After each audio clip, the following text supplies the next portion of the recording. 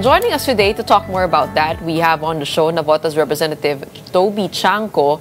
Magandang umaga po sa inyo, Congressman. Yes, good morning, Gretchen. Congressman, I think your camera is off. Sorry. Good morning. Kailangan niyo po magpaturo sa anak po ninyo na laging trending ngayon sa TikTok. Okay. Good morning, Gretchen. Good morning. Okay, una-una, ito pong ethics complaint na inyong final against Representative Zaldi Co is for betrayal of public trust and other alleged violations. Why an ethics complaint? Is this the easiest way to exact some accountability at this point? Okay, first of all, Gretchen, that was supposed to be filed no Monday, no? Kaya lang walang pasok. And then, yesterday, overtaken by events na yan. That's why I filed a supplemental complaint because ang mas mahalaga yesterday is yung testimony noong si District Engineer Alcantara, di ba? Na categorically, sinabi niya, number one, nag-usap sila ni Saldico.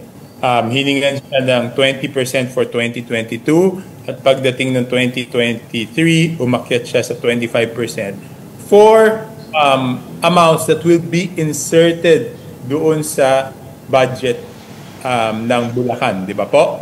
So, and then after that, sinabi pa niya kung saan niya dinideliver yung pera. So, yung complaint na yan, gumawa ako ng supplemental complaint dahil nga doon sa inilabas ni District Engineer Henry Alcantara. No? At ito yung napakaganda, di ba? If you will recall, in all my previous interviews, Gretchen, lagi kong sinasabi, napakahalaga malaman kung sino yung nag-insert. At pinakita ko doon yung mga insertions na ginawa ni Congressman Saldico. But at that time, those open secret naman yung 20 to 25% na yan eh. Hindi ko lang siya mabanggit noon kasi wala naman akong ebidensya, di ba? Though alam ko, wala naman akong ebidensya. Imagine if you interviewed me 2 weeks ago, 3 weeks ago, sabi ko, ayan, kapalit niyan, may 20 to 25%. Tatanungin niyo ako, ano bang ebidensya mo? Wala naman akong mapapakita sa inyo, di ba? So, maganda yung testimony kahapon dahil napagdugtong na yung insertion doon sa kickback na natatanggap for an insertion. So, yun ang mas mabigat na complaint, no? So, nag-file ako ng supplemental complaint yesterday. Oo. Yun nga po, no, sabi nyo nga po no, na mas malinaw na ngayon. Parang nagtugma-tugma po itong mga bringing up ninyo, yes, na mga numero. Actually, oo. Nagdugtong-dugtong na bakit napakahalaga. Siguro nung una hindi maintindihan ng mga tao, bakit ba napakahalaga kay Congressman Tiangco yung insertion? Bakit niya pinipilit alamin kung pareho yung congressman at pareho yung distrito, di ba? Remember, in one of the interviews, I kept on explaining, nakakapagduda kung magdadala ka ng proyekto doon sa hindi mo naman distrito. So ngayon, doon sa testimonya ni D.E. Alcantara, maliwanag na yung Torya, di ba? Na mukhang ginagawang bagsakan yung kahit hindi nila distrito. Kasi bumubukol na, ganun po yung term, ano? Yeah, that's why sinabi ko may sagasa dyan, may parking, di ba? Sa Senado. At sinabi ko, kadalasan, hindi alam ng district congressman. And it was confirmed, I think, in the interpellation of, if I'm not mistaken, Senator J.V., tinanong niya si D.E., alam ba ng district congressman? Sabi ni Alcantara, hindi alam ng district congressman. Okay. But this supplemental complaint, what are you hoping to exact out of this? Because there are 4 kinds of punishments that can be imposed for ethical violations. There is a reprimand, meron pong censure, suspension, and expulsion. The last 2, yung suspension and expulsion, require 2/3 vote of the entire chamber. Do you think expulsion would be enough considering the gravity of the cases? Yeah, even expulsion is not enough, Gretchen. Pero hindi naman siguro maganda na wala kaming gagawin sa house, di ba? So, ganun, para manumbalik yung tiwala ng ating mga kababayan sa House of Representatives, dapat makita nila meron kaming ginagawa pag ang kasamahan namin ay nagkaroon ng pagkakasala, di ba? Na dapat, o at least dapat imbestigahan. Pag wala kaming ginawa, baka isipin na pinoprotection na namin. No? That's why this ethics complaint is necessary to show people na no one is above the law talaga. But you're gunning for expulsion? Let's see. No, I cannot preempt the committee. I filed a complaint. It is up to them to decide what the merits of the case are and the appropriate penalty for that violation. Pero posible po kaya siya ma-expel dahil hindi po siya umuwi because of a supposed medical condition that you said he has not substantiated with a medical certificate? You know, that enough shows na medyo kulang po sa transparency, di ba? If you claim na medical reasons, then you have to show the medical certificate. Di ba ganun yun eh? And just for context here, the last time somebody was expelled from Congress was Congressman Arnie Teves, who is facing multiple murder charges. So abangan po namin kung saan po pupunta yung ethics complaint na yan. But moving back to the real case here, sabi po ninyo, no, mas nagiging malinaw na at si Congressman Zaldico masterminded, tolerated, and deliberately allowed last-minute insertions and realignments. So nakikita po ninyo, siya lang po ba talaga yung mastermind? Hindi po ba meron din po nag-appoint sa kanya bilang appropriations chair at hindi po ito mangyayari without the approval of the House Speaker? Hindi po ba? Only Congressman Zaldico can answer that question, di ba? Nagpaalam ka ba? Pinaliwanag mo ba mabuti? O dumiskarte ka ng mag-isa, di ba? In the same manner, dapat din niya ipaliwanag bakit siya humingi ng 20 to 25% para doon sa mga in-insert niya. Alam mo yung insertions in the beginning, we wanted an explanation eh. But yung tumbok talaga dyan is yung connection ng insertion doon sa hinihinging 20 to 25%, di ba? Hindi lang talaga masabi nun eh. So naghihinto lagi tayo doon sa insertions, di ba? Pero ngayon, since nabanggit na ni District Engineer Alcantara yung 20 to 25% in exchange for the insertions, dapat doon na tayo mag-concentrate. Hindi lang bakit ka nag-insert, kung hindi, yun na nga, may kapalit pala yung insertion na yun. Oo, pero itong insertion, saan po nangyari ito? Sa small committee or sa BICAM? Yung nakikita ko lang kasi is yung BICAM because up to now, wala naman ako small committee report. Wala naman ako minutes ng meeting ng small committee.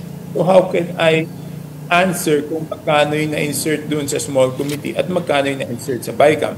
Pero doon sa testimony ni D. Alcantara, ang sinasabi niya, di ba may sinasabi nga siya na prior to BICAM, di ba? Yun ang tanda ko eh. Meron siyang sinasabing BICAM kasi iba yung scheme of payment doon sa... Correct. Napasok sa BICAM, iba yung bago napasok sa BICAM, di ba? So, yung bang bago napasok sa BICAM na sinasabi niya ay sa small committee, wala tayong ebidensya, wala tayong pagbabasihan, wala tayong records. Ang hawak ko lang na records is yung sa BICAM. Okay. But hindi po ba parang si Congressman Zaldico naman po yung nasisisi ng lahat very conveniently, especially because he is not here also. He wouldn't have been able to do all of these maneuverings without, the approval of somebody higher above. Hindi po ba ganun yun? Pero hindi lang yun ang mas ma-importante. Nung una, yan ang importante sa atin. May approval ba sa taas, di ba? Ngayon, ang mas importanteng tanong is, yung may kapalit na pera doon sa insertion na ginagawa mo eh. Kasi ang laki ng pera, hindi maliit eh, di ba? Hindi ko lang natapos yung testimony niya kahapon, pero parang ang laki ng halaga eh, di ba? Kasi kung sabi niya 20-25%, tapos yung isa, yung daw pinakitang litrato ng pera na nasa ibabaw ng mesa, yun daw for delivery to Congressman Zaldico, di ba? So dati, ang hinihinga natin ng paliwanag is bakit ka naglagay ng pera doon? Meron bang approval ng mas mataas sa'yo? Pero since ngayon, may dugtong na sa pera, ang tanong is, yun talaga, kaya pala ginagawa yan, is may kapalit na pera because there is no logic. Walang logic eh, di ba Gretchen? Hindi humingi yung district congressman ng extra na pondo doon sa lugar niya. Di ba kaming district congressman, mas alam namin kung ano kailangan ng lugar namin At mas natural kami hihingi ng extra na pondo dahil kami lahat gusto namin mas maraming proyekto sa lugar namin. Isipin mo kung hindi namin hiningi yung proyekto tapos biglang tinambak doon. Nakakaduda talaga eh. Walang logic that will explain it. Ngayon, nagkaroon ng logic nung sinabing may kapalit yan. And then, mas mahalaga yung testimony ni Alcantara nung sinabi niya, pinahanap siya ng ibang lugar. Kasi bumubukol na doon sa Bulacan, di ba? Sinabi niya doon na masyado ng malaking amount sa Bulacan, so mahahalata na. So naghanap na naman sila ng ibang lugar na paglalagyan. So isipin mo, hindi based on need ang paglagay ng pondo kung hindi may kapalit, di ba? Kahapon nasa Congress ako, ang daming sumasama ng loob na congressman. Kasi sinasabi nila, tayo, pag humingi tayo ng extra na pondo, hirap na hirap tayong madagdagan. Hindi tayo nadadagdagan. Kaya pala hindi tayo nadadagdagan kasi binibenta yung proyekto. Di ba, how would you feel if you were a congressman? Kulang na kulang yung proyekto sa lugar mo. Tapos, humihingi ka ng extra para sa lugar. Tapos hindi mapagbigyan. Tapos matutuklasan mo to doon sa hindi kailangan, doon na pupunta. Paano mararamdaman mo?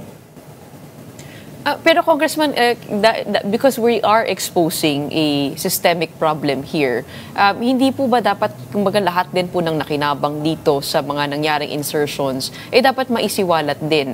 For one, dito po sa BICAM, hindi lang po si Appropriations Chair Zaldico ang nandyan, pati na rin si Senator Grace Poe, si Senate President Cheese Escudero, pati nga si House Speaker. Hindi po ba dapat sila din po ay magsalita tungkol dito? Kasi essentially, yan po ay naaprubahan ng lahat ng miyembro ng BICAM. Lahat ng pumirma sa BICAM report, di ba? If you will recall, last year, meron ng mga nagsasabi na hindi sila pumirma sa BICAM report. I remember clearly na Senator Amy Marcos said she didn't sign the BICAM report. So, meron mga hindi pumirma. Doon sa mga pumirma, yes, of course, they should explain. And I think ang pinakamahalaga doon is yung records nung BICAM, di ba? As I mentioned to you, yung sa House, kaya naman ako napasok dito sa usapan nito, is because nung hiningi yung records nung pinasok sa BICAM, the Senate, through Senate President at that time, Cheese Escudero, submitted the list within 3 days. In January. Kaya ako nasama doon sa meeting na yun kasi noong March 24, 2 months after, wala pa rin yung listahan ng House, di ba?